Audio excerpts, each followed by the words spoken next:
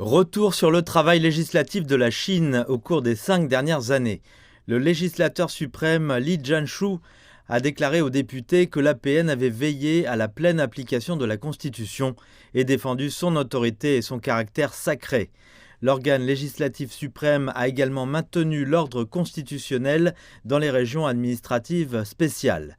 Il a indiqué que le comité permanent de l'APN continuerait à améliorer les institutions et les procédures de révision constitutionnelle, à améliorer le système juridique de l'économie socialiste de marché et à travailler plus rapidement pour élaborer des lois qui améliorent le bien-être du peuple, promeuvent le progrès scientifique et technologique, social et culturel et protègent l'environnement.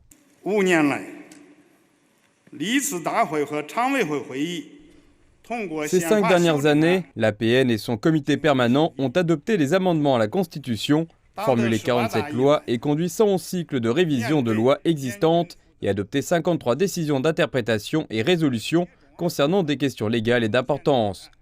Un total de 19 projets de loi et décisions ont été délibérés et attendent leur adoption. Nous avons entendu et discuté de 182 rapports sur des travaux de supervision et autres sujets, inspecté la mise en œuvre de 30 lois et décisions et mené 11 enquêtes spéciales et 33 projets de recherche. De grands progrès ont été accomplis pour faire avancer les réformes de l'état de droit et de la gouvernance du pays. Le président de la Cour populaire suprême, Zhou Qiang, a déclaré qu'au cours des 5 dernières années, la Cour populaire suprême a été en mesure de régler la grande majorité des 145 000 affaires qu'elle a traitées. Il a ajouté que les tribunaux chinois avaient renforcé leur protection des droits de propriété et réalisé des progrès notables dans la mise en place de tribunaux intelligents. Il a assuré que les autorités allaient intensifier la protection des informations personnelles et punir sévèrement les délits liés à l'information et à la cybercriminalité cette année. Le procureur général a quant à lui donné la priorité à la construction d'une Chine plus sûre. Il a déclaré que la Chine avait renforcé la protection judiciaire des droits de propriété intellectuelle afin de faciliter le développement axé sur l'innovation.